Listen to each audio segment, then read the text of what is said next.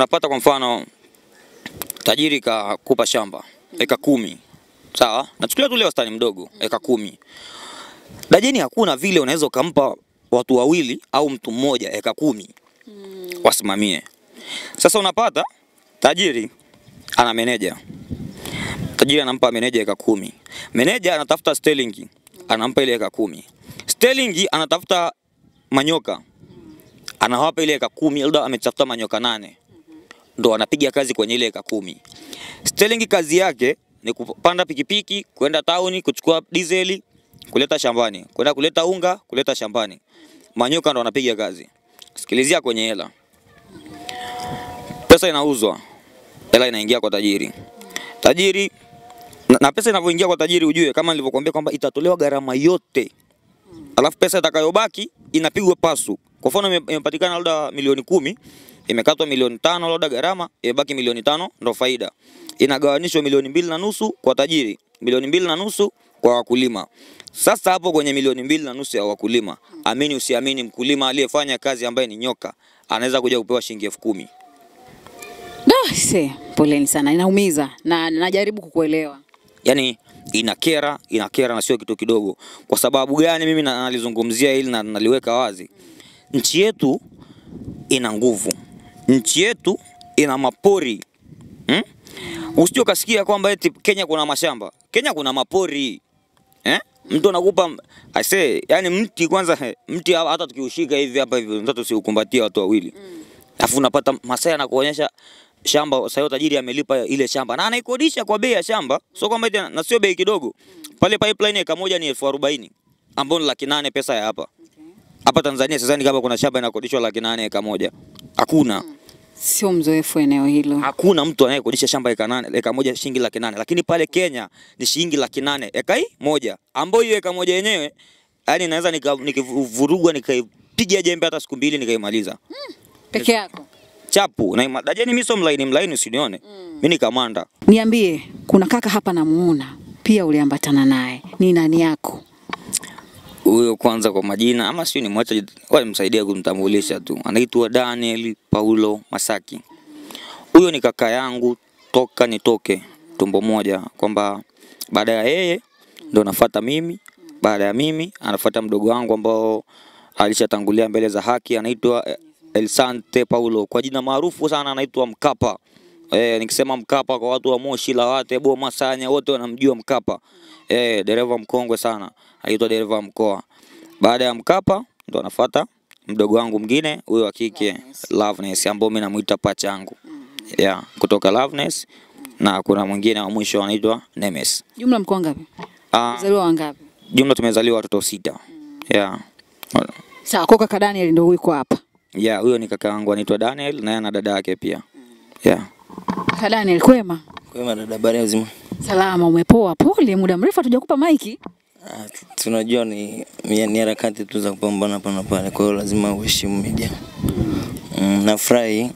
Nimefurahi mahojiano baina yako wewe na mdogo wangu.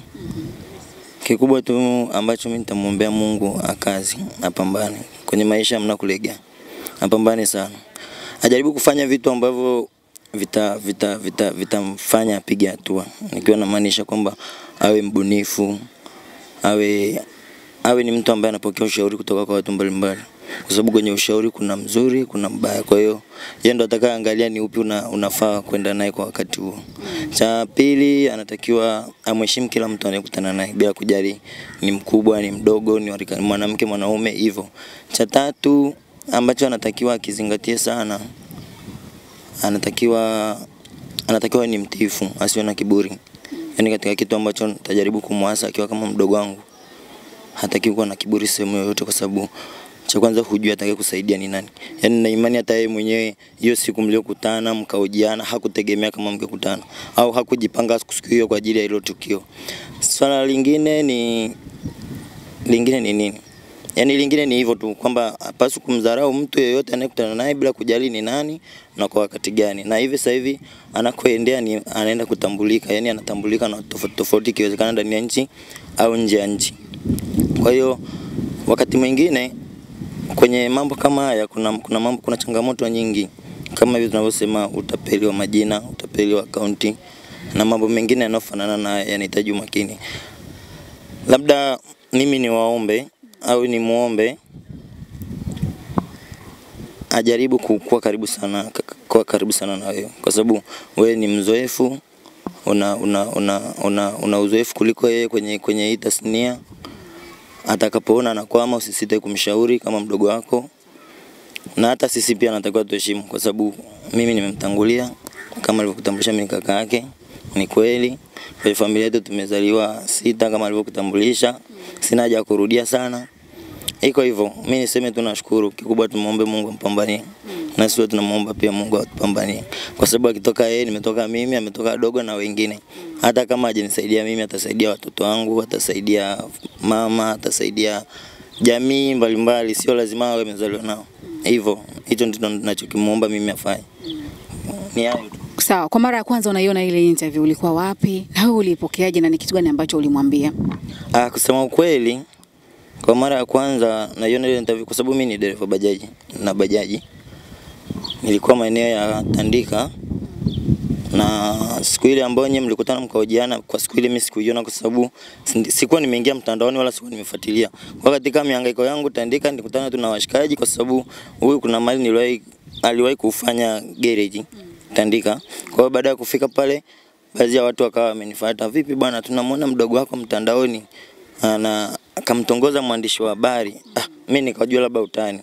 Nikamwambia ingia YouTube, andika Muuza Ice Cream utamuona. Kwa hiyo kweli kwa sababu nilikuwa na bando, mimi nafanya Bolt. Kwa hiyo ukiwa unafanya Bolt lazima uwe na bando muda wote. Kwa hiyo kweli nilivyoingia YouTube nikaipata hiyo clip, nikaiangalia, nilifurahi sana, kwa sababu kiukweli kwa nguvu zangu au kwa nguvu zake au kwa akili yake au kwa akili yangu tusingeweza. Yani ni jambo la kumshukuru Mungu. Yani nilimshukuru Mungu kwa namna moja ama nyingine, kwa sababu kutokana na changamoto alizopitia, wewe mwenyewe umemsikia kama anavyosema za maisha. Na kawaida kwenye maisha kila binadamu anapitia changamoto zake tofauti. Kwa hiyo huu sio muda wa kuanza kuyakumbuka sana huko alikotoka, ila ni muda ambao anatakiwa apambane sana, ajue ni wapi anatoka na wapi anaenda, kwa faida yake yeye na familia yake na jamii iliyomzunguka. Kikubwa, narudia tena, kikubwa hatakiwi kumdharau mtu yoyote, kwa sababu hajui ni nani atakayekuja kumshika mkono na ni nani atakayemfikisha wapi. Ni hayo tu, sina mengi ya kuongea. Umeingia sasa katika ulimwengu wa comedian, kwa maana ya wachekeshaji. Kuna wachekeshaji wengi sana. Watu wanakuja, wanavuma, wanapotea.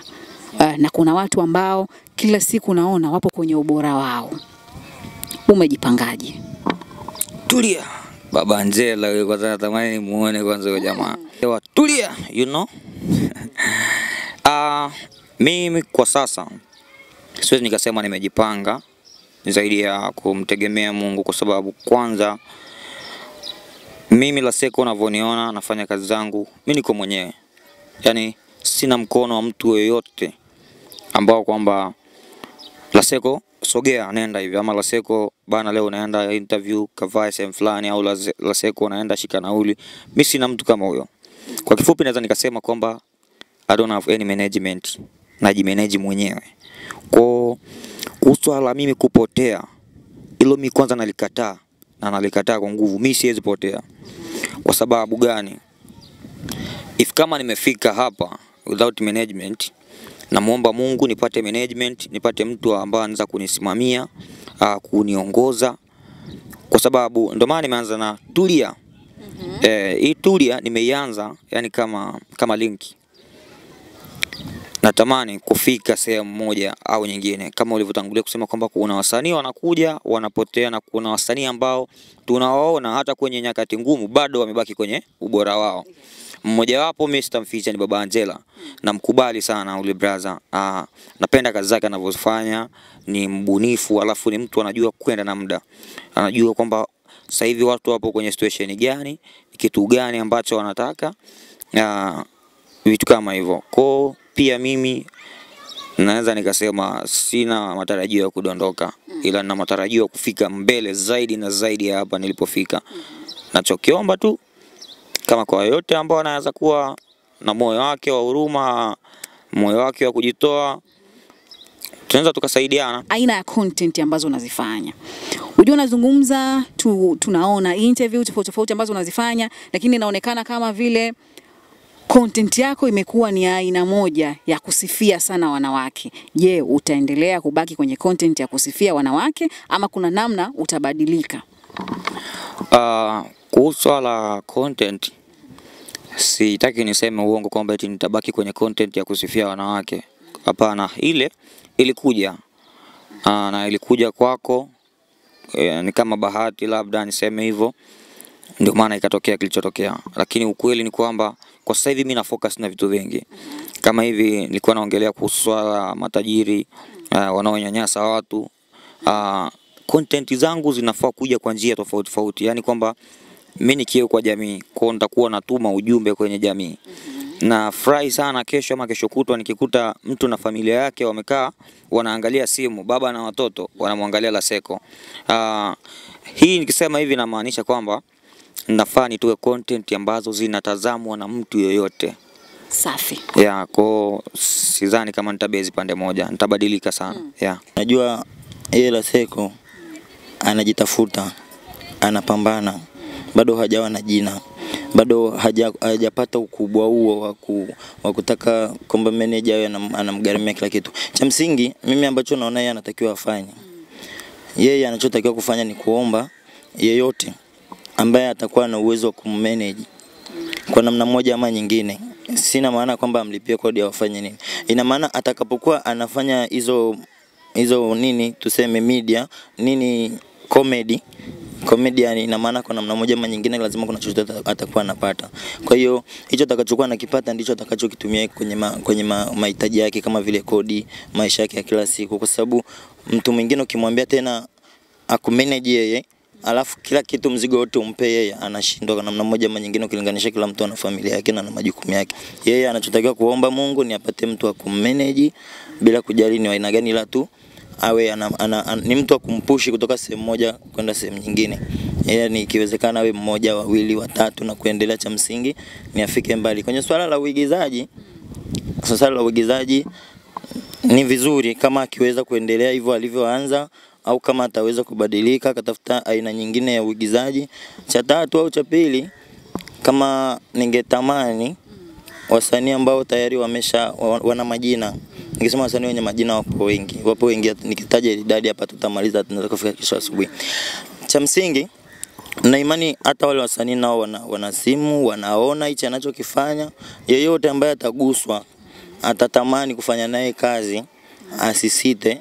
Mwisho la siku ataweka namba zake za simu, ikibidi hata za kwangu nitaweka, amtafute, au yeye la siku awatafute kama atapata mtu kuwasaidia kuwapatana nao, ili akutane nao kwa ajili ya yeye kutoka sehemu moja kwenda sehemu nyingine. Natamani kukusikia ukiimba, maana ulianza kuniambia pale, bwana mimi naimba na ngoma yangu naitwa Nadia. Uimbe hapo, maana hapa tukisema leo tuyazungumze yote hatuwezi kumaliza. Hii siku itapita, tutakaa kesho tena, kesho kutwa tena. Mwisho wa siku utasema bana tunajipa mapumziko. Imba kapela shemeji nisikie vocal. Zikao kaanza kupata meneja hapa asubuhi hapa. Nataka niachie kapela yenyewe. Lakini usije kanyang'anya la mama. Haina shida. Anaanza kusema ni yeye ndo namwambia. Okay. Na ngoma yangu inaitwa Nadia. Hii nyimbo nimefanya na Best Boy. Ipo YouTube. Ona leo penzi nalivua upendo, walisema wengi waloanzishaga umwendo, au kwako sina thamani na mapendo, labda sina gari ni kujenge mijengo. Baby, ona kwako mie labda sina mapendo, ndio maana ukaniacha, ndio maana ukaondoka, au kwangu mie haikuwa bahati, ndio maana ukafuata wenye mabugati. Mimi niko zangu tembelea kishati, na kupenda wewe na kuhitaji wewe, kiniacha mie nitashikwa na kiwe, na kupenda wewe na kuhitaji wewe, kiniacha mwenyewe nitashikwa na kiwe. Ulivyo mzuri ulivyo mzuri da, kikucheki lo shepu nazidi paga. Bwana, shukrani sana. Bana, hii ndio ile mama mnavyoiona hapa. Nikicheki kwanza yenyewe mama, si unajua yani sasa baby face. Hizo sex eyes, romance lips. Hiyo kifua ndo ile hatuwezi sema ni saa ngapi. Kifua baba unajua hii ndio inapanga majira wao kwenye satellite. Shuka na hilo haga. Mama ilimaliza. Sasa hivi haijakosa chochote, namba yangu anayo. Au mnasemaje? Sasa hivi sijakosa chochote. Sasa umekamilika. Sasa ushakuwa wife material.